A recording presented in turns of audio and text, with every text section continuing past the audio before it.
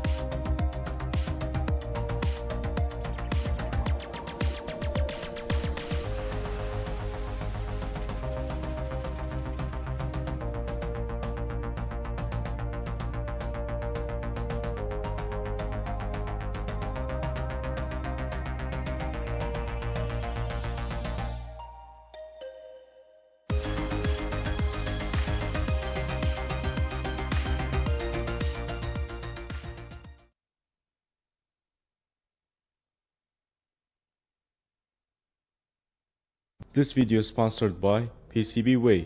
Think about PCBWay as all-in-one platform for CNC machining, 3D printing, sheet metal fabrication, and injection molding. If you are working on a custom design like me and you want to have highest 3D print quality, this is the way to go. You just have to upload the STL file here, choose the material, and it will tell you the price and shipping days. PCBWay's link in the video description box below for more information. Thanks to PCBWay for sponsoring this video. Alright, here is the dashboard. I could go with multicoloring with Bamboo Lab, but I couldn't have this texture like a carbon fiber finish. But I didn't want to waste so much material just for that, so I made it separately and you can glue it, and I think it looks way better. Another thing you should know about the servo: when you're putting the servo on, the steering wheel will be opposite with the direction of the steering wheel, so you're gonna have to change the servo rotation. And the easiest way to do that, you're just gonna have to remove the potentiometer and the motor and put it upside down, just like this picture. Alright, let's give it a try. So here I'm using a Y connector, and one side connected with the servo of the steering, and also this side will be with the dashboard.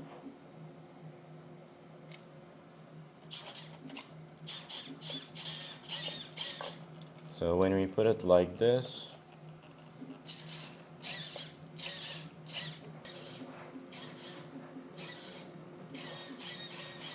Okay, the steering wheel working very good, and when I wanted to put the bolt on, okay, we have one here and the other one here. There are a few things that I didn't think about it. First of all is the exhaust. The exhaust bracket is exactly here and I didn't think about this one, so I had to redesign the bracket of that exhaust and make it like this. So this one now will goes here and it will be one part when you put the screw on. And the other thing, when you want to put the screw on, like impossible to put it like this, so I redesigned the strut brace and make it in three parts, like 1, 2 and the other one 3. We will put these on, and then after putting these bolts on, then we're gonna put this one on. So let's do it.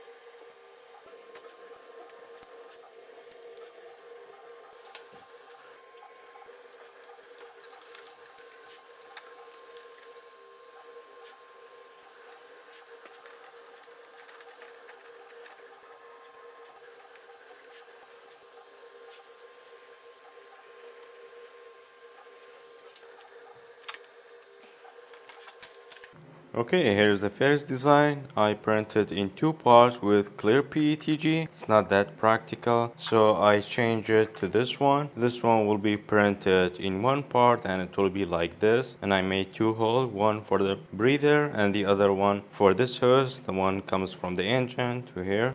So I was thinking not make it clear like this and make it more realistic. So I designed and printed this, which has oil dipstick as well. So I think this one looks way cooler. And also at the bottom we will have a brass insert, so whenever it fills up we will drain it from here. So yeah, let's put the brass insert and put it on.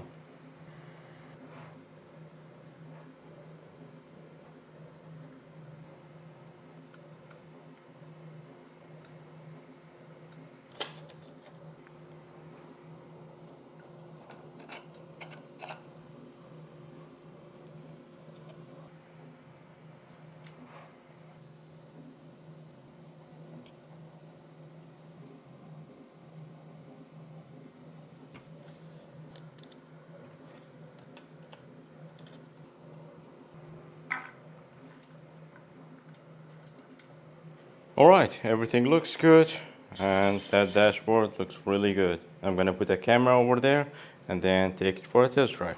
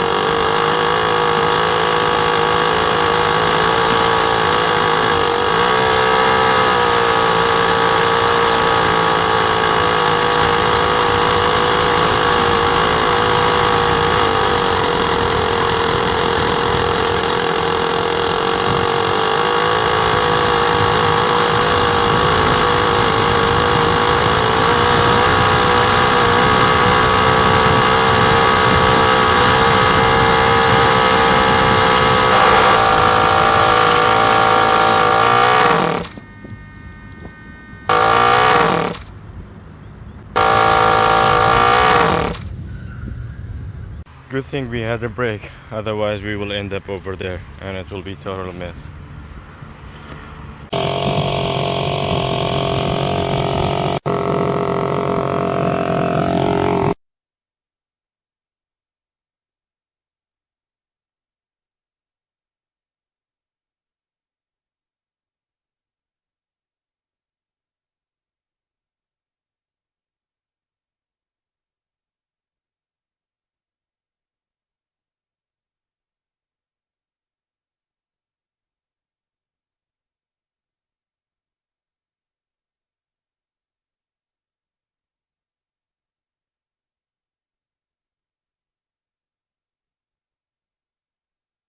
It's running, but it doesn't have that power to push that car. This car is about 5 kilos. With the battery, it's more. But this engine doesn't have that power. The first reason is I'm running it on 16% nitro fuel because here in Spain, you can't buy 20%. It needs special license. That's why I didn't bother to get it. And the second problem is when I'm accelerating and then leaving the throttle, the power from the transmission gets back to the engine and sometimes it shuts it off. The other reason is I have to run it rich because 16% nitro fuel doesn't have that much power and you have to give it a bit more fuel so it runs better and it lubricates the engine. But sometimes it's hydro-locking the engine. So I had to do some adjustment and make it a bit lean, but it gave me some heating problem and the engine was a bit hotter than before. And now when I came back, I had to drain the oil catch can and I saw some metal particles. So if you have this engine, do not run it on 16%. Maybe I will convert it to gasoline or put Toyan engine, which is gasoline, and mix it with oil. If you have this, don't run it on 16% because it doesn't have that much power, especially on a car like this. But if you are running it on 20%, you're not gonna have any problems. So for those of you asking me about the carburetor adjustment, the high throttle needle is 4.5 turns and the low throttle needle is 9.5 turns. What I mean about this, you just gonna tighten it up and then open it up 9.5 and the other one 4.5. I'm really happy about the dashboard, how it's looking, and also the steering wheel. And when I put the camera over there, very realistic and gives a nice look. So I refueled the tank while I was driving over there. That much oil came out from the oil catch can, but if you are running on 20%,